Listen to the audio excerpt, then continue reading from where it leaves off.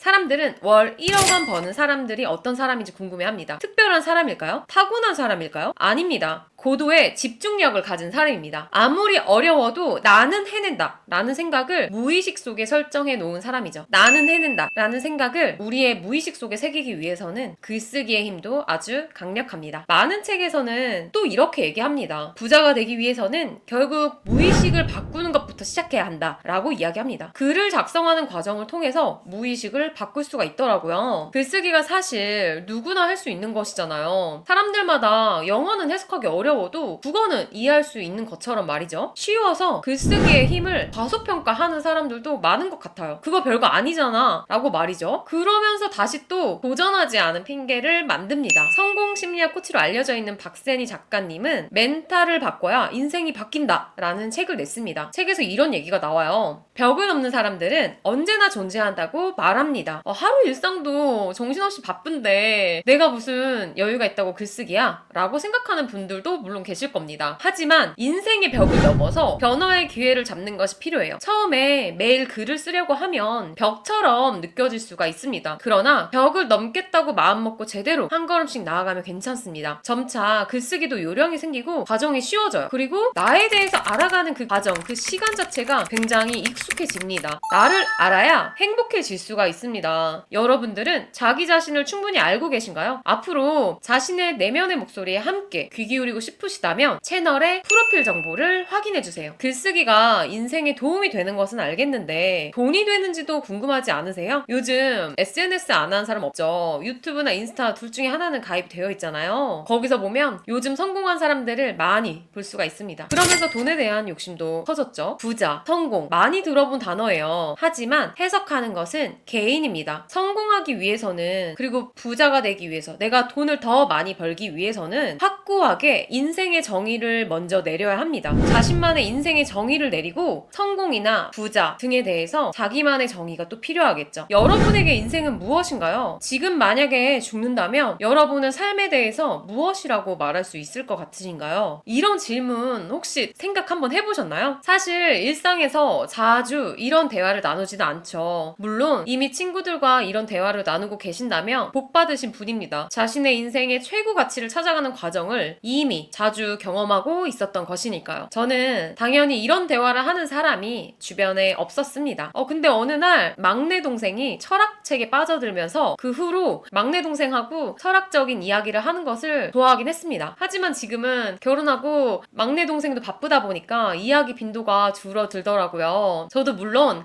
아직도 혼자 독서를 하면서 사색을 즐기고는 했지만 함께 제가 글쓰기를 해보니까 더 즐기면서 할 수 있더라고요. 여러분도 인생의 정의, 죽음에 대해서 생각해보는 시간을 꼭 가지셨으면 좋겠습니다. 아니면 저와 함께 생각해보는 것도 좋고요. 아티스트 웨이라는 책의 저자인 줄리아 카메론님은 꾸준히 베스트셀러를 출간한 작가인데요. 이 줄리아 카메론님께서는 모닝 페이지를 쓰라고 추천해 주셨습니다. 말 그대로 아침 글쓰기를 말씀해 주셨죠. 아티스트 웨이라는 책에서는 이렇게 얘기를 합니다. 글쓰기는 작가만을 위한 게 아니다. 글쓰기를 통해서 변호사들은 법정에서 더욱 세련되게 일할 수 있게 되었다 라고 말했으며 무용수는 감정뿐만 아니라 신체 균형까지도 잘 잡게 되었다 라고 했습니다. 결국 글쓰기란 그 무엇을 원하던 당신의 직업이 무엇이든 효과가 있다고 했습니다. 왜냐하면 글을 쓰면서 우리가 생각하는 것, 그리고 필요한 것, 우리의 문제와 관심사를 알아차릴 수 있기 때문입니다. 자신의 원래 모습을 찾아야 원하는 삶을 사는 자유를 누릴 수가 있습니다. 여러분, 글쓰기가 왜 필요할까요? 우리 내면 깊숙한 속에 있는 평온하고 작은 목소리를 듣기 위해서입니다. 우리는 항상 꿈을 꾸고 있지만 그 꿈은 미지의 세계 안에 감춰져 있습니다. 그래서 글쓰기를 통해서 꿈을 계속 생각하고 글로 표현하고 건설적인 행동을 할 수 있어야 합니다. 저 또한 글쓰기를 실천한 사람 중에 한 명이에요. 글쓰기를 통해서 제 삶은 많은 것이 바뀌어 있었습니다. 제가 A 직장과 B 직장을 고민할 때도 글쓰기로 의사결정을 할 수 있었습니다. 새로 꿈을 꾸게 된 계기도 글쓰기를 하면서 제가 진정으로 원하는 것을 계속 고민했고 그래서 알게 되었습니다. 그래서 제가 이렇게 유튜브를 도전하게도 되었습니다. 선택한 이유를 글로 상세하게 적었기 때문에 이후에는 후회하지 않는 삶을 살고 있습니다. 제가 친구들과 보드게임을 하던 중이었는데요. 그 보드게임은 이렇게 질문을 하면 그 질문에 대한 대답을 하는 게임이었어요. 그 질문 내용이 후회하는 과거가 있나요? 시간을 돌린다면 언제로 돌아가고 싶나요? 라는 질문을 만났습니다. 그중 몇몇 친구들은 과거에 언제로 돌아가고 싶다라고 얘기하는 친구들도 많았어요. 하지만 저는 친구들한테 이렇게 얘기했습니다. 나는 그냥 그때 최선을 다했던 것 같아. 그 시기로 가면 또 엄청난 노력과 에너지가 든다는 것을 알기 때문에 나는 과거로 돌아가고 싶을 때가 없어 라고 얘기를 했어요. 그 얘기를 듣고 놀라는 친구도 있더라고요. 제가 삶을 후회 없이 살 수 있었던 이유는 그 당시 매 순간마다 치열하게 살았던 것 같습니다. 제가 그렇게 치열하게 살 수 있던 원동력, 에너지를 만든 방법은 글쓰기를 통해서 제 내면에 늘 귀 기울이고 있었던 것입니다. 오늘도 제 이야기 들어주셔서 감사합니다.